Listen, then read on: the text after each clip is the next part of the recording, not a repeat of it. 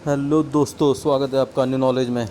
और आइए बात करते हैं कल क्या प्लान है, क्या क्या हुआ, क्या इसमें डेवलपमेंट है, क्या चांसेस हैं, लोअर सर्किट लगेगा, अपर सर्किट लगेगा, क्या क्या न्यूज़ चल रही है मार्केट में, तो थोड़ा जान कर लेते हैं। चलो आइए वीडियो शुरू करते हैं। और जो लोग नए हैं प्लीज़ सब्सक्राइब करिए, क्योंकि सबसे फास्ट, सबसे सटीक, सबसे ऑन टाइम अपडेट आपको मेरे चैनल में मिलता है। ज़्यादा टाइम नहीं लेंगे, फटाफट शुरू करते हैं। और ये देखिए, जो बीएससी एनएससी के साथ पत्राचार हुआ है फ्यूचर रिटेल का, 4 सितंबर का लेटर है ये। इसमें क्रेडिट रेटिंग के बारे में बताया गया है और ये पॉजिटिव न्यूज़ है फ्यूचर रिटेल के लिए। लेकिन आजकल ये छोटी मोटी न्यूज़ का कोई फ़र्क पड़ नहीं रहा है। कोई नहीं, ओवरव्यू बात करेंगे बाद में, आगे बढ़ते हैं। और दूसरी जगह एक पत्राचार एफईएल ने भी किया है, 4 सितंबर का ही लेटर है। इसमें भी रेटिंग को लेके बात की गई है और ये भी अच्छी न्यूज़ है। लेकिन फिर अगेन कहूँगा, जब तक लोअर सर्किट अड़ा हुआ है तब तक ये छोटी मोटी न्यूज़ का कोई फ़र्क नहीं पड़ रहा। नेक्स्ट देखते हैं। और एक फ्यूचर मार्केट नेटवर्क ने भी पत्राचार किया है। उन्होंने बोला है हमारी बोर्ड मीटिंग 29 सितंबर को होगी। जैसे कि ये भी डील का पार्ट है तो हमें इस पर भी नज़र रखनी पड़ेगी। आगे बढ़ते हैं। और जैसे कि फ्यूचर रिटेल में बहुत सारे इन्वेस्टर को लग रहा है वो फंस चुके हैं। मेरा तो ये मानना है दोस्तों, 3 तरीके के एटीट्यूड होते हैं, नेगेटिव, पॉजिटिव और ग्रेट।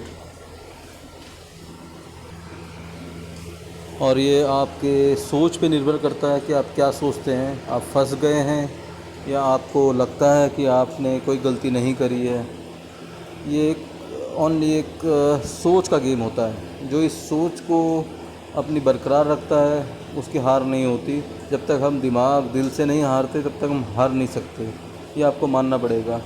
और दूसरी बात, अभी जो इसका रेट चल रहा है 112 रुपये। मेरा ये मानना है, अब जो लोग एवरेज करना चाहते हैं वो छोटी छोटी क्वांटिटी में, मान लिया कल लोअर सर्किट लग जाए तो कल से वो अपना एवरेज करना शुरू कर सकते हैं छोटी छोटी क्वांटिटी में। ये मेरा मानना दोस्तों। बाकी आप अपने फाइनेंशियल एडवाइज़र से ज़रूर डिस्कस करके तभी डिसीजन लीजिएगा। और दूसरी बात, जो शॉर्ट टर्म सोच के बैठे हैं या लॉन्ग टर्म सोच के बैठे हैं, दोनों को मैं अपना पॉइंट ऑफ व्यू बता देता हूँ। बाकी आप लोग खुद डिसाइड करना अपने एनालिसिस करके क्या करना चाहिए। जो शॉर्ट टर्म के लिए बैठे हैं, मेरे हिसाब से उनको अब जब तक ये डील का स्वैप नहीं होता तब तक तो उनको रुकना ही चाहिए। और जो long term point of view से बैठे हैं, उनको कुछ और सोचना ही नहीं है। उनको तो बस वेट करना है और ये शेयर आपको अच्छा खासा प्रॉफिट दे के ही जाएंगे एट द लास्ट मोमेंट। तो दोस्तों, ये मेरा अपना ओपिनियन है, अपनी सोच है। आप लोग अपने फाइनेंशियल एडवाइजर से ज़रूर डिस्कस करिए। अब बात करते हैं कल क्या होगा। दोस्तों, मेरा तो मानना है कि कल से अपर सर्किट चालू हो जाना चाहिए पॉजिटिवली, क्योंकि अब नहीं लगता मुझे कि कोई इतना नेगेटिव है। हाँ, थोड़ा सा एक रिज़ल्ट को लेके है कि उसकी वजह से भी डाउन होगा, लेकिन वो सबको पता है दोस्तों कि काम तो हुआ ही नहीं है। उसका इम्पैक्ट मेरे हिसाब से तो ना के समान पड़ना चाहिए। बाकी मार्केट कैसे ऑब्ज़र्व करती है, क्या करती है, वो एक अलग थॉट प्रोसेस है।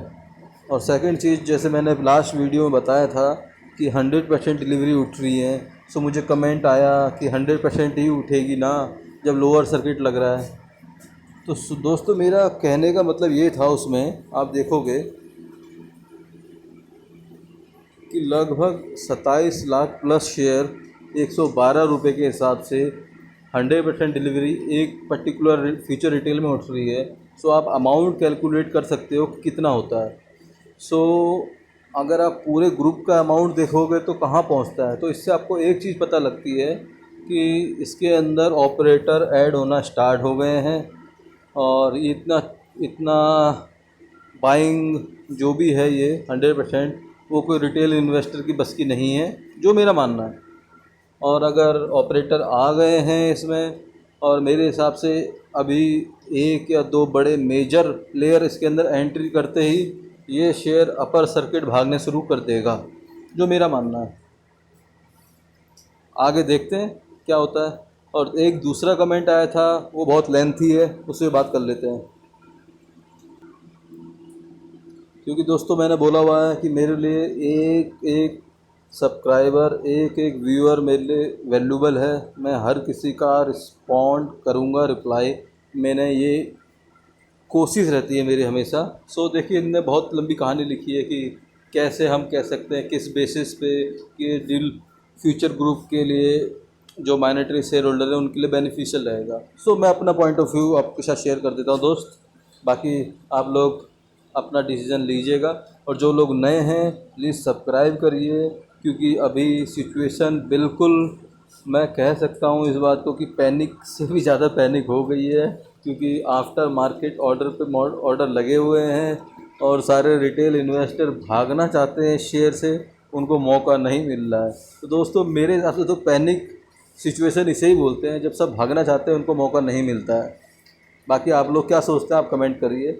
मेरा तो ये मानना है कि लॉन्ग टर्म वाले तो वेट करिए, उनको प्रॉफिट होगा ही होगा। जो शॉर्ट टर्म वाले हैं उनको डील स्वैप तक का वेट करना चाहिए। और जिन्होंने नई बाइंग के लिए सोच रहे हैं, तो दोस्तों मेरे हिसाब से कल से आप लोग, अगर लोअर सर्किट मिले तो आप छोटी छोटी क्वांटिटी में कल से बाय कर सकते हो। ये शेयर आपको नुकसान नहीं करेंगे, जो नया परचेज़ करना चाहते हैं। और जो एग्जिस्टिंग है, जिनको एवरेज करना है, वो भी कल से अपना एवरेज कर सकते हैं। 110 में मिले तो आप ज़रूर एवरेज करिए, चाहे छोटी क्वांटिटी भी करिए। तो दोस्तों मैं FCL के बारे में थोड़ा राय दे दूं। जैसे इन्होंने बताया था कि सारे मेन बिजनेस रिलायंस ले लेगा, और मीन्स 15 साल का उनके साथ वो भी हो गया है कि बॉन्ड कि वो रिटेल बिजनेस में नहीं करेंगे। और उनको 17.5 रुपये जो इसकी शेयर वैल्यू है वो एक्सपेंसिव लग रही है।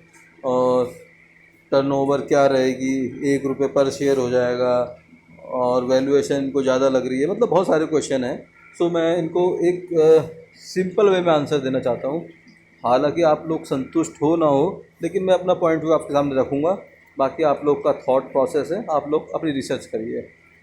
दोस्तों ऐसा है, मान लिया ये सारे मर्ज होंगे इसमें, राइट, सारा मेन बिजनेस रिटेल वाला और जो भी है फ्यूचर सप्लाई चेन वगैरह सब ये चले जाएगा रिलायंस के पास, ठीक है, ये भी मान लिया।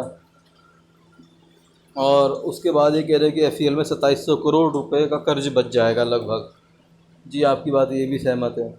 सो मैं पॉजिटिव बताता हूँ जो मुझे लगता है इसमें, जो पॉजिटिव चीज़ें हैं। बाकी नेगेटिव आपने आइडेंटिफाई कर ही दिए हैं। तो दोस्त पॉजिटिव ये है कि इसका जो इंश्योरेंस बिजनेस है, जैसा कि मैंने पहले बताया था,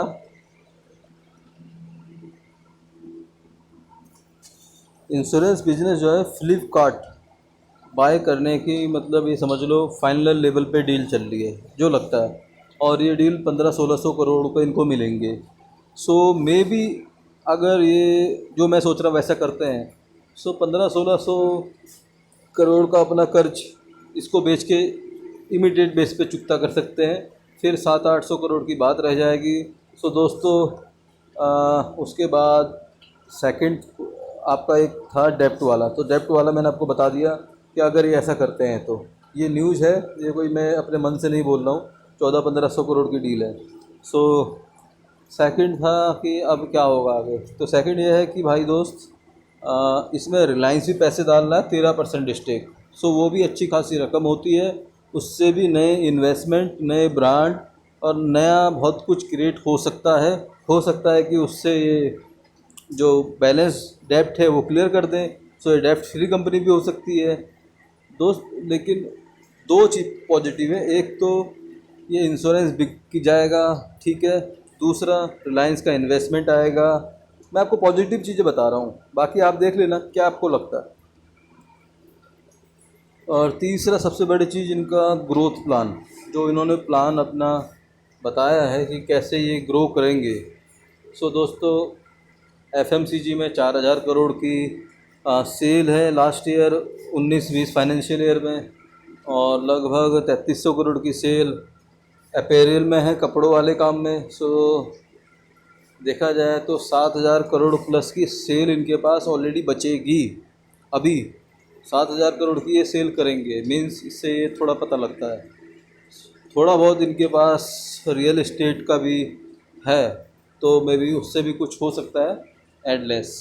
और उसके बाद फिर रिलायंस की इन्वेस्टमेंट है, फिर ये रिलायंस के स्टोर्स में अपने सामान बेचना शुरू कर देंगे। सो दोस्तों, मुझे तो नहीं लगता कि इसमें कुछ लंबे समय में कुछ दिक्कत आएगी, जो मेरा मानना है। मैं लॉन्ग टर्म प्रोस्पेक्टिव से बिलीव रखता हूँ पैसे कमाने में, मीन्स कैपिटल गेन जिसे बोलते हैं एक्चुअल में, उसमें मैं बिलीव रखता हूँ। मेरे को ये शॉर्ट टाइम, ये भाग के शेयर को पकड़ के ख़रीद के तुरंत बेचना, ये सब ना एक जिसे बोलते जुआ है। सो मैं जुआ में विश्वास नहीं रखता दोस्तों, मैं कमाने में विश्वास रखता हूँ, अर्निंग में, और मेहनत से, मजबूती से, दिमाग से और नॉलेज बेस पे। सो दोस्तों, मेरा ये मानना है कि इस कंपनी में लॉन्ग टर्म आपको पता ही होगा, 1 साल से नीचे नीचे तक मैं उसे शॉर्ट टर्म मानता हूँ, लेकिन 1 साल से ऊपर का पॉइंट ऑफ व्यू जिसका है वो दोस्तों लॉन्ग टर्म है। और लॉन्ग टर्म में ये शेयर नुकसान नहीं देगा, क्योंकि इनका ग्लोबल लेवल पे भी काम है FCL का। और ये देखिए, फ्यूचर कंज्यूमर की ही न्यूज़ है, आज ही की है दोस्तों। सो मैं फिर बोलूँगा, जो लोग नए हैं, पहली बार देख रहे हैं, ज़रूर मेरा चैनल सब्सक्राइब करिए। सबसे फास्ट अपडेट आपको मेरे चैनल पर मिलती है। आप मेरे 15-20 वीडियो फ्यूचर ग्रुप के लास्ट उठा के देख सकते हो। सब कुछ मैंने बोला है। जिस दिन डील हुई थी उससे नेक्स्ट डे मैंने डाल दिया था कि अब लोअर सर्किट लगने वाला है, चांसेस पूरे लग रहे थे मुझे। सो वो उस दिन नहीं लगा, उस दिन डिसलाइक भी आए, लेकिन उसके बाद से दोस्तों लोअर सर्किट ही लगा है। सो थोड़ा सा आप लोग ध्यान दीजिए इस चीज़ में।